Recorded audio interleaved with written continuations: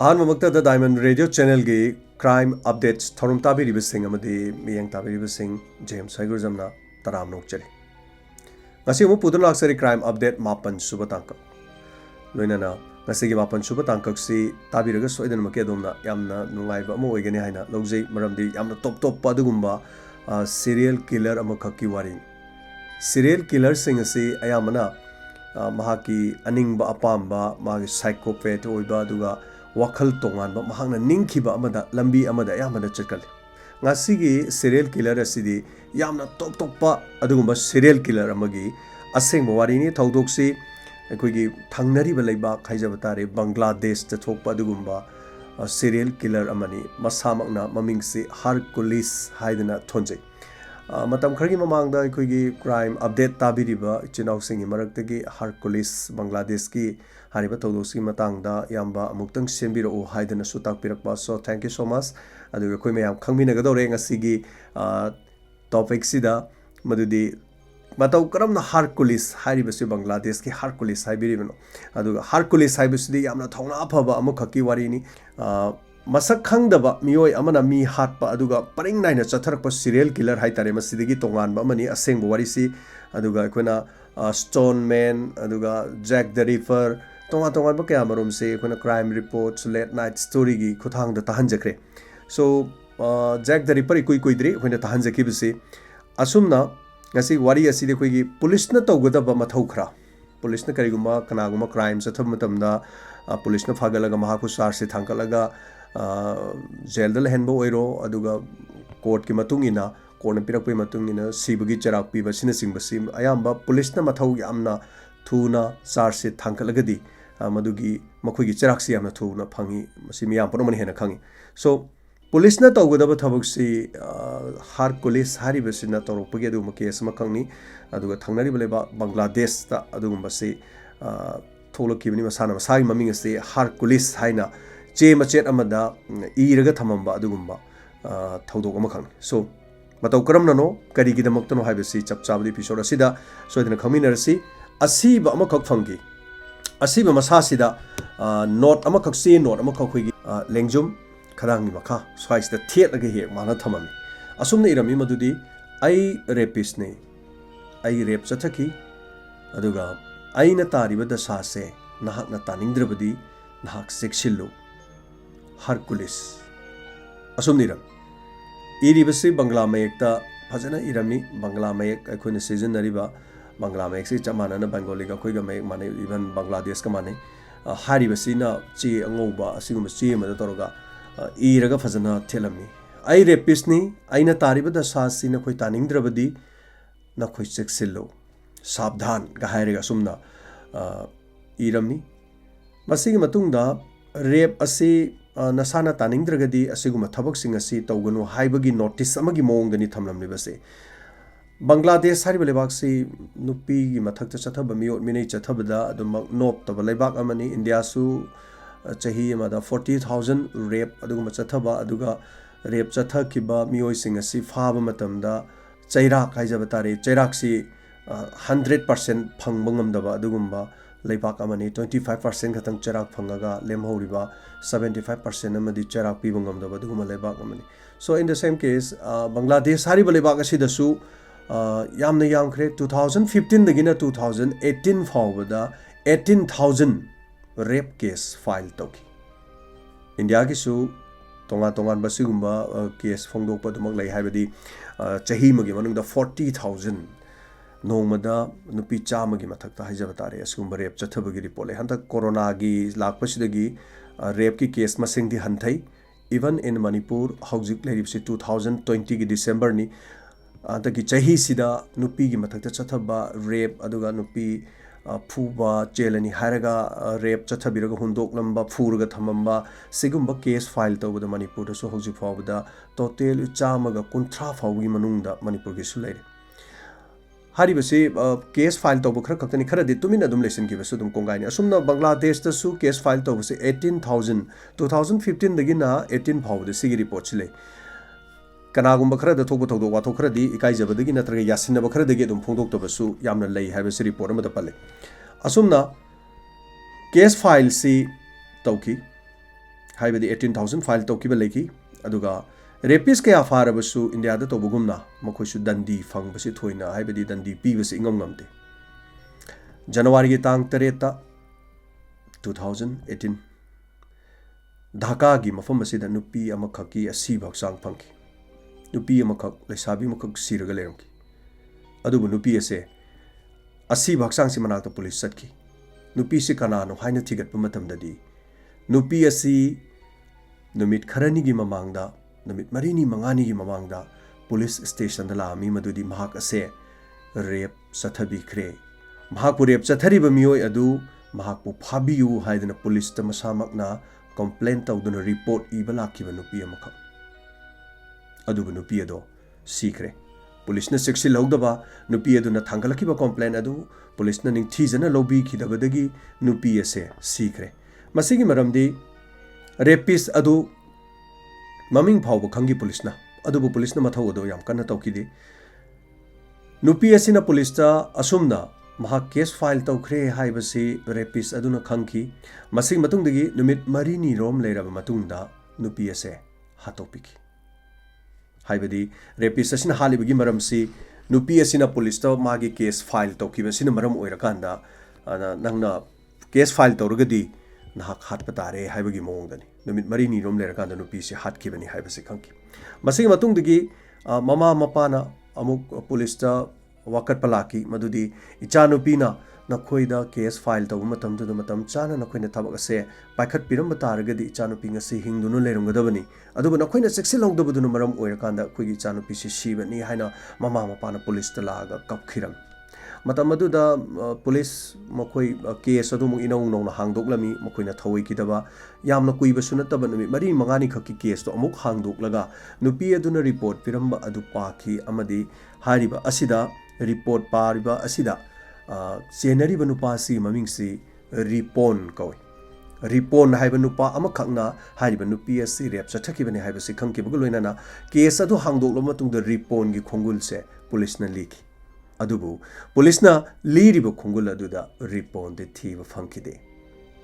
मरमदी महाक मी महातखरे पुलिसना महाक थिरकपा याय असुमदा चिंगनबनानी खंगदे करिनी खंगदे महाक सि लोटखिरम अदुबु हारिबा थौदोक असि जनवरी की तांग 3 अमुक हना ममा मपाना कंप्लेन अमा इहनखिबनी अदुगा मसिदा पुलिस ने इन्वेस्टिगेशन चथरगा नुपी सि हाटखिबा मियोय अमदि रेप चथखिबा रिपोन हारिबा मी असि थीना नबगिदमा पुलिस न खोंथांग असि लौखलखिबनी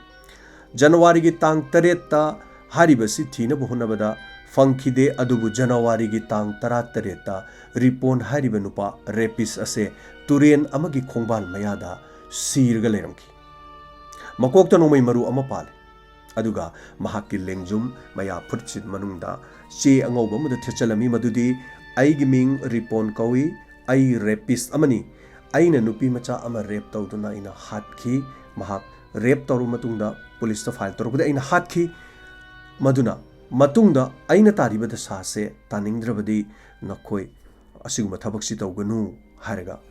सावधान चेक्सिलु हाइबो वाही से बेंगोली मैक्ति इरम मतुंगदा हार कुलिस हाइदन इरम मसिदा पुलिस ना अंगको फाउकी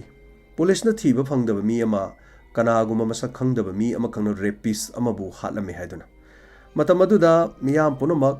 खरा खरा दिंगांगना किरमी अदुबु थौदोसी मतांगदा मीडियाना कोट तौखिदे अदुगा यामना पाउसे लोकल गी ओइबा पाउ खरद ओइना इचम चमना मीना खर खर गांगना बनतना यामना कन्ना गांगना किरमथि मसिगी मखा तारकपदा पुलिस ने इन्वेस्टिगेशन चथखी अदुबु करीमत खंगब ngमखिदे मीना खर खर गांगनाबदु नतना थोइदोक अतै कया अमा खंगनरमदे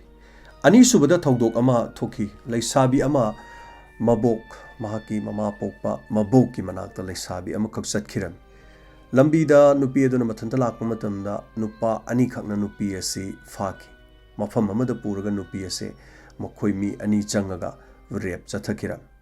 मदुगी मतुंगदा नुपी असी थादोरखी नुपी मयुमदा लाखी ममा मपादा पाउ तमखी ममा मपागा पाउ अदु तारब मतुंगदा पुलिस स्टेशन मचा नुपी पुरगा कंप्लेन रिपोर्ट इबा चतखिरम मतम अदुदा रिपोर्ट इबा चतपदा रकिब अमदी साजल हाइना कौब मी अनि खकना थबक असे चथखिबनी हाइबसे खंखिरम मसिगी मतुंगदा पुलिसना थीजनबा होकी अदुबु फंखिदे मखोय लोटखी पुलिसना mayum mayumda muksu thiki khara lerega mako yumda halakti haiba wafam hairami aduga numit tara mangani haukiram numit tara mangani haukraba matungda khangkhangowdana rakip hairiba miyo ase mahak siraga leiramki aduga mahaki lengjumda che amada asumna irami aigi ming rakip kawi ai rapist ni aina nupi macha ama rape chathaki ba thong adugi dama ai ngasidi aina tariba da sasi adom na taningdrabadi adom sexilu hairaga sabdhan Hercules haina sum irami sexin wahi ama iraga chamana ba mong da mamang da thoki ba siga chamana na thulam thongdo gasigi police nga khirami amadi miyam punamaksu yam kanna ngangna ba horaki ani suba thongdo gasidagi adubu sajal hariba mi ase soidana maki Hercules asina hatok pikiba tari haiduna police na sajal bu koi thirami mayum da changkhirami adubu mahaksu yumda halakte haiduna imung manungna khungki aduga soidana Hercules na hatpi khirgani haiduna mahakpu police na thibani haibase police na su imung manungda hairami thokiba thogdok tugi matangda nimbu loina ngangna banina Hercules na hariba sajal aibasi su soidana maki hatpi khirgani haina sumna mahakpu thiki chamana ba mongda nongmai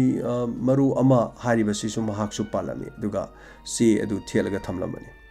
khara leiraba matungda ikhang gangodana sajal hariba miyoise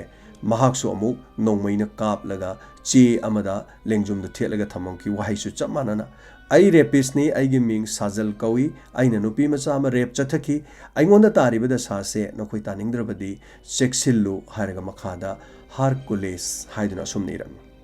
thogdogasi Bangladesh ta angakpa oina wasi mathang ngangnaraki loinana hero amagum Bangladesh ta Hercules ki maming si mayamna yam pannaraki yam sonaraki tasengna hairabada Hercules ki pawasina Bangladesh ta haukiba chahi ama anisida hojik fawbada dum yamna kanna ngangnari masini asumna thabak asi police na tawgadaba thabak adu mokoina Hercules haribasina police na tawbangamdabadu taure aduna mahaki paring naina chathargliba mihatpa ase asuguma thawdokchi chatharakpada miyamna apen mahaibadudi oirami adubu ainadi yaba thabaknate maramdi mi ama hatpa aduga sentence piba haibasi tangai fadana court ke yabagi matungina natraga police na license to kill haibasi phanglabasu karigumba fibam mawong matau chenganu haiba yadraba natraga mo aina yadaba खुजुखुलाई पाइरम्बा अदुगा मखुद हल्लगा कापलगलबा police ना हाइबदे याद्रगदि हातपगी वानी तंगाई फदना सेंटेंस टू डेथ हाइबसी पीबदमक्ति हेक्तमक मिचम अमने याबा नतबनिना आइनदि यादे मरम असिना हारिब Hercules याम कन थिकी अदुब Hercules ना हातलिबसे victim हाइबदि रेप चथबिख्रबा नुपीसिंग अदुना मखोइगी ममिंग से पुलिस च पल्लबा मतुंगदा ममिंग असि हारिब मी असिना हातपनी हाइबसे मीडिया दा फोंगदोक्त्रिङैगी मरक्ता rapist sing asi matau karamna Hercules na khanglibano haibasini asumna Hercules hariba mi sina mathang numit khara leiraga mathang asumna hat pahuki police tijin ki district kayada aduga media da wafam sing asi Bangladesh ki manung da wafam sing asi ngangna kirami adubu praja miyam nadi Hercules hariba mi ose aduki matik support tauki aduga kanano Hercules mahaki maram da masak munna khangdrabasu Hercules ki maithong udrabasu maming asida miyamna yamna ngangna kirami police का मरी लेना बसुमान की मरम दी police station द victim ओरिबनु पी अदुना ममिंग पल्लगा खंगदोरिबसी इमुंग मनुंगा अमदी पुलिस डिपार्टमेंट खक्तनी अदोरबदी हाउ मतौ करमना खंगदोरिबनो Hercules न मिंगसिंग असि खंगलिबसी अदोरगदी पुलिस डिपार्टमेंट की मरक्ता Hercules सि यावरबरा नत्रगा पुलिस का Hercules का मानरबरा वाफम असि तोंगा ना लाखी मिचम हातप नत्रसु क्रिमिनल अमबु हातप ओइरगसु रेपिस अमबु हातप ओइरगसु आइनगी मीडियम ददी लेंगाक लेबनिना लेंगाकना थबक अदु निंगथीजना मेंशन बनत्रगा पाइसिन बंगमद्रबनिना मदु मियामनो वांगांगलप ताबनी अदुना सरकारनासु हारिबसना मियेंग चंगागा पुलिस डिपार्टमेंट की माइकैदा असिगुम यावरोंगद्रा हाइबसिना मरम ओइरगा होम डिपार्टमेंट की माइकैदिगी पुलिस डिपार्टमेंट की मनुंगदा सिगुम थबक असे चथबा लेरबरा हाइबदु पुलिस की माइकैदा मकोक थंगबसिंगदगी हंगबा कयाबौ लाखी मदुग पुलिस डिपार्टमेंट मसी मखोइग मरी लेनदे हाइबा वाफम कया मरुम हाइकी हारिबसे कोइग मरी लेनदे अदुगी मतुंग पुलिस न सेंगदोख्र मतुंगदा चिंगनबा Hercules ओइरंगनी हाइना थाजबा नुपा नहा खरा थौदोक थोकफम अदुवाइदगी चिंगनबा खरसु दुम फाकी असीबा लेरंबा मफम अदुदगी मखोइ वाहंग पाहंकी वाहंग पाहंगु मतमना मखोइगी लेरमिबा लोकेशन अदुगा तोंगान मफम सिंग थोकिबा थौदोकसिंग अदुगा अमुक फावबा चलुदबा हाइबदि थोलिबा थौदोकसि डिस्ट्रिक्ट अमदा थोकपा नते बांग्लादेश के तोंगान तोंगान मफम डिस्ट्रिक्ट सिंग द थोकिबा थौदोक ओइबनिना हारकुलिसना थुंगनबा मफम अदुदा अमुक बांग्लादेश की मफम अदु चलुदबा मी फावबा फाबा याउकी अदुना विटनेस अदुगा चप चाबा एविडेंस लेतबदगी फागलिबा सिंग अदो हारकुलिस नते हाइदुना मदो पुलिसना थादोकी मसिगी मतुंगदा रकीब अमदी साजल हारिबसी इमुंग मनुंगी पुलिसना वहांग पाहंगो मतमदा मखोई असी फिजम सेटपा पुलिस मानबा मी खरा लागा मयुमदगी पिकअप तौकी हाइबसी साजलगी इमुंग मनुंग रकीब की इमुंग मनुंग नसो हाइकिरा मखोइना खनखि मतम अदुदा रेप चथकिबगी पुलिसना हंगलंबदुदा फिजम सेलगा पुलिसना फाबा लाकपा ओइरंबा याय हाइना खनखि अदुबु इमुंग अदुदगी हारिबा फिजम सेटपा मी सिंग अदुना फारगा पुहुरा चटखिबा नुमित अदुदगी अमुखना मयुमदा हलखिदबनी अदुरबदी फिजम सेटपा सिंग अदो कनानो मखोई कयानो हाइबसु खंगदि अदुरगदी चिंगनबसि मियामनि हेनखि पुलिस डिपार्टमेंट तौरिबा जाला हाइना असुमना खनखिरमी अदुबु हारिबसि पुलिसना सु मखोइना नत्ते हाइबा मसु सेंगदोगली पुलिसना करिगिदमक मखोइना मिचम फारगा हारकुलिस रा हाइदुना मथंग मथंग फाबगी मरम अदु चथरकलिबनिना थौदोक असिदा पुलिसना ओइदबसु मानखि अदुरबदी विक्टिम न ममिंग पालबा मतमदा हारकुलिसना खंगलिबसि कदाइदिगे हंगबनो विक्टिम की फैमिली द महाक लागा नचानुपी रेप चथकिबदु ममिंग करी कवी हाइरगा हंगबा लाखिब्रा इमुंग मनुंग the हंगबददि लाखिदे hi अदुरगदि Kanana चथरिबनो who is हारकुलिस से कनानो हाइबो वाफम मसिनी सो हारिबसिगी मतांगदा तोंगा तोंगानबा मियोय सिंगनदि हारकुलिस पो अदुम थागतनकी अदुगा केस असी मथंग मथंग मथंग बांग्लादेश दा सुन चथरक मतमदा तोंगा तोंगानबा पुलिस स्टेशन दा असिगुम केस क्या फंकी रेपिस क्या मथंग मथंग हालकी पुलिस डिपार्टमेंट दा हंगो मतमदा हौजि फावबगी हारकुलिस ना हालिबा मिसि कयानो हाइना हंगो मतमदसु चौराकपा फावबा हाइबा ngमखिदे हाइबा रिपोर्ट अमना पल्ले तोंगा तोंगानबा डिस्ट्रिक्ट अमदा थोकपा नतबनिना मची अमदा रेपिस निबु हाइरबदी हारकुलिस ना सुमना मथंग मथंग मथंग चथरखी असुमना रेप केस कया असिदा चथरलिबा असिदा चिंगनबा मथंग पाव अमा हेक ताबा मतमदा हाइबदी रेप चथरक मतमदा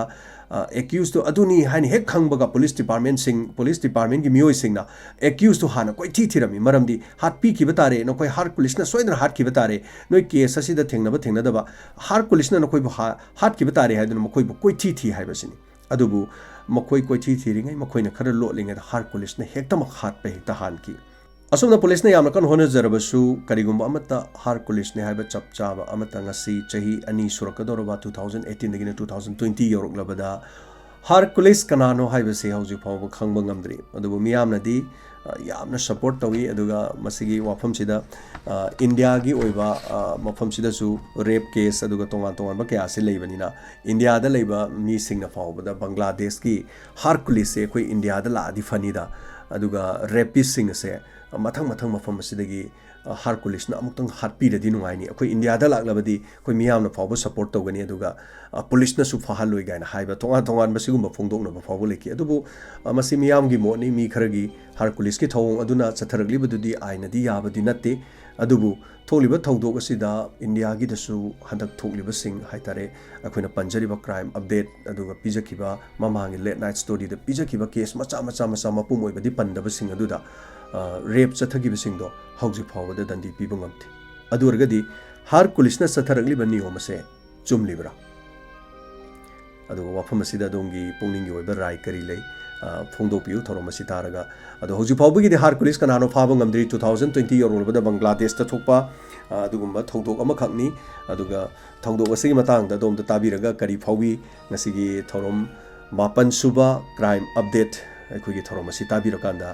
अदोंगी थमोइदा करी फाउबीबगे हाइबदु सोइदनमकी फोंदोकपियु ममांगी संदोकचखिबा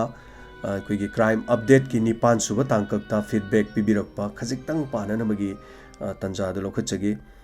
मसिगिदमक हन्ना सपोर्ट तौबिरिबसिंग थागचरी कमेंट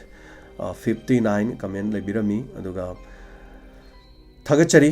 कमेंट सिंग पिबिरकलिबसिंग सपोर्ट तौबिरकपा अदुगा हेना मियामना सपोर्ट तौबियु हेना क्राइम अपडेट निंगथिजना मियामगिदमक थौगल तौबु ngamnanaba अदुगा रानी ब्रा लाइसांग तेम थागचरी एलिना सबुंगबम थागचरी स्नेदा स्लाम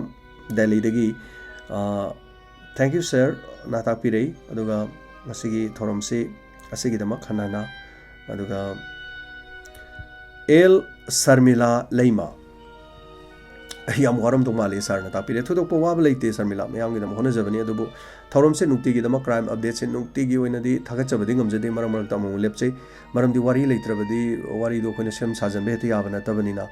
अदुगा अखोइगी इंस्पेक्टर तयागी सु याम कन्ना सथजबना मरम ओइरगा मसी नोमा कानबनिनी कानबदुम होनजै अदुबु कंटिन्यूअसली ngara ngasidi honajare मरम से वारी से लेसलकना हाइतारे अदुगा रोगी अखोइगी मियो यामखक्सु मिचेन ओइबगी हाइतारे अदुगी मसु लेजबनी अदुगा थु मतम दसु ताना होनजगी अदुगा रोमियो इरेंगबम थागचरी आयो रामथर थागचरी अदुगा हेमो construction memories of the mothers Korea's first serial mother in history यारगदी अमुक तो सेंबिरो ब्रोना तापिरे मेमोरी ऑफ मदर्स कोई कोरिया की फर्स्ट सीरियल किलर हाइतारे हेमो कंस्ट्रक्शंस आई सोइदना यंगजगे पारगा अदुगा मैम हाइबिरकसी याम किबन हाइतारे इप आइनगा सेमक तारकसु अदुम मथंगी एपिसोड अमदा अमुकसु रिमाइंड तौबिरकपदुम याय वरो विबे आदि मरमदी अदुके मतिक यामना हाइरकपन आइसे हेक समटाइम्स अदुम अमा येंगीदा अमा थि खंगदब अमा तौबसु यावे अदुगा याम नुंगाइबदि करिगुंबा इप अखोइगी लिंक कुंबा लेबे यावरगसु हाइपेट हाइतारे आइनसु निंगसिंग जनबा अखोइगी एनीवे हेक्ता पिबिरो हाइबसु हाइजगे थागचरी अदुगा लाइखुराम सुनील थागचरी इंगो बी हिदंग मयूम थागचरी सजेस्ट मतम सांगना हाइतारे संतोक्तना मियामगी सेवा संतोक्तुना मियामगी सेवा तौबंगबो इबियु हानि सोर मफमदु निजरी अरोइबदे सरबो तयाई अदुगा क्राइम रिपोर्ट अमदी अतै थोरम मयाम अमा ताहन बिबगिदमक डायमंड गे स्टाफ पनम खुरुमजरी न तापिरे thank you so much Ingudam इंगो बी हिदंग मयूम थागचरी अदुगा मैन राजा तामो जेम्स दिल्ली दा 2008-9 अदुवाइदा हांगसिंग कौबा कुकी लालौबा अमगी लीडर अमा हाथ खिबगी वारीदो अमुक्ता ताहन बिबे यागदरा तापिरे मैन राजा इब वारीदो लेरमगदी अइना आइसु पाजगदोरिबनी बट अदुब लिंक नत्रगा वाफमदु लेरमद्रगदी आइसु पाजबदो फंगोइदोरिबनी अदुगा करिगुम लिंक कुंबा लेरमलगदी सोइदना हाइतारे अखोइगी मणिपुरी दा फोंगबदी नतबनीना हाइतारे निको अदुगा मसी पंजरके थिजरके मैन राजा अदुगा आइना थिबदा फंगद्रगदी अवाबो ओइगदोरिबनी अदुगा थैंक यू सो मच राशि तोंबी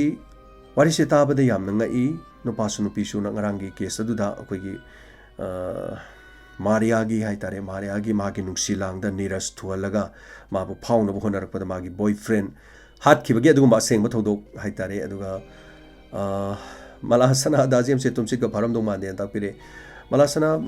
अचुमबदी ऐसे अदुम अयाम मतमदा थबक से अदुम यामनिना अदुम अथेंग बहिंग फावबा अदुम अखोइ प्रोग्राम पाबा खोटपा प्रोजेक्ट सेंबा खोटपा सि लैमी सु यामजदबनिना डायमंड रेडियो से कोई सेंटर की हाइतारे इंफॉर्मेशन एंड ब्रॉडकास्टिंग की मखादा सथजबनी अदुगा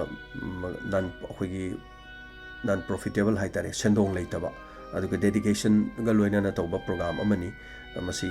मयाम गी थबक्ति अदुम तौबदी यम याबा अदुगा मसी अयामना करी हाइतारे वॉलंटरीली कथोगा तौबा थबकनी अदुना मी सु याम जदबनी ने खरा वांदी होने थैंक यू सो मच अदुबु ngamna होने जगे मलासना thank you R K. Sandhyarani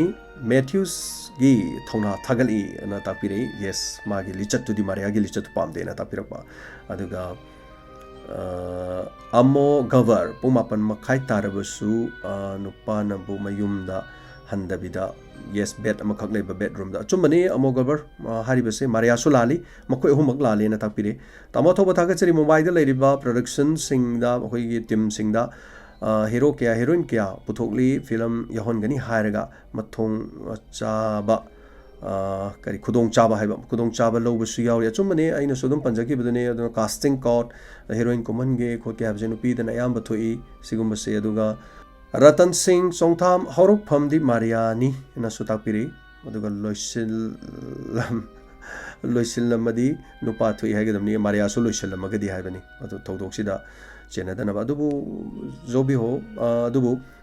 sorry अखोइगी अमा बोइरे मागी सेक्शन वाई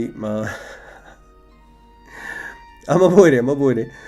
हाथ पति पति हालमगसु दुम फानी हाइतारेको अमा बोइरे मनु पिसु पुलब हालमगसु सुशांत सिंह राजपूत की अपडेट से होजी बाबुदे लाक्त्रे प्रेम युमना लाकप कांदा सोइदना ए हपचरके हाइबो अफमजि थमजगे पोनिंग लोकसिंग यामना ओइ मरु ओइना नुपि सिंगदा कानाबा पीबो ओइगनी थाजैना तापिरे दीपक नि थौजा अदुनी खोइना तमजरिबसे अदु खंगदब सिंग खंगजन मिरम याम शेयर तोबिरो वारिसि साबिरगा चेक्सिलगा खोइगी लमदम सिदा थोक्तबा अदुगा सिगुम थोक्तना नबगिदमा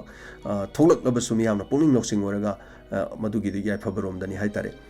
थागचरी तिंदिन लाइरेन मयूम अदुगा केल्विन निंगथौजम आई लोइनमक पाबा ngamjadre CH अकाबा हिजम अदुगा हरीश कुमार खुन लाइसम जितेन रोशनी अरामबम प्रेमावती नावरेम ब्रोजेंदो चनम्बम शांतिबला देवी अदुगा रोमा यामेम हरिदास नोंथोमम पायल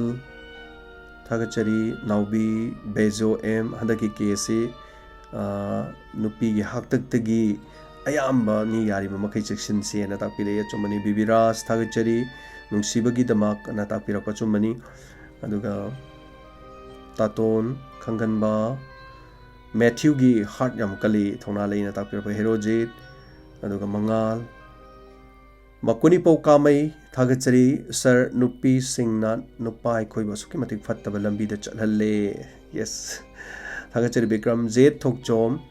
अदुगा नावब युमनाम लाइतोंजम रंजिता सिरियल किलर पीटर कुटेंगी वारी हापिरोन हाइबिरे तो रंजिता न सुम हाइबिरे ngasi हाइबिरि से दुम यामग्रे आइसे द काउथोकिदुरिनी दुबु अइने काउबगी खुदों चाबदो अइने लौजबगी वाफम नते सोइदनमके अइने इप काउर खरगसु लिंक लेरदि रंजिता हेक्तमक अखोइगी नंबर 9077282001 दा लिंक कुम लेदि दा थाबिरो WhatsApp दा और मैसेज तो ओरबसु थागचरी MMO मणिपुर वेरी इंटरेस्टिंग ताकपिरि बेमचा मयंगबम थागचरी वैनाम इबेमचा बिजू अदुगा इरोम कल्पना इकोन कोनबा हाकी मबांग दा कमेंट पिरखिबा so thank you so much ngasi थोरमसी लोइसिनजनबगी अयाबद लोगजिगी अदुगा ताबिरगा दोंगी थमोइद करी फाउबीबगी crime reports late night story अदुगा क्राइम अपडेट हारिबा सिंगसिना तोंगा तोंगा न थोरम क्राइम गा मरी लेनबा क्या पुजरकपदा अखोना लेट नाइट स्टोरी द इंस्पेक्टर तय चथजरिंगेदा खाइदोकलगा हारिबा थोरमसे मियामगी दमक अदुगा सिगुमबगी थोरमसे अपडेट ओइना मियामदा पुजरकनु होनजबनी तबा याबा खंजमदा कानबा क्या सु थोरमसे पुजरके ताबिरिबा सिंग मियंग ताबिरिबा सिंग जेम्स सगुजमना अमुक खना खुरुमजरी।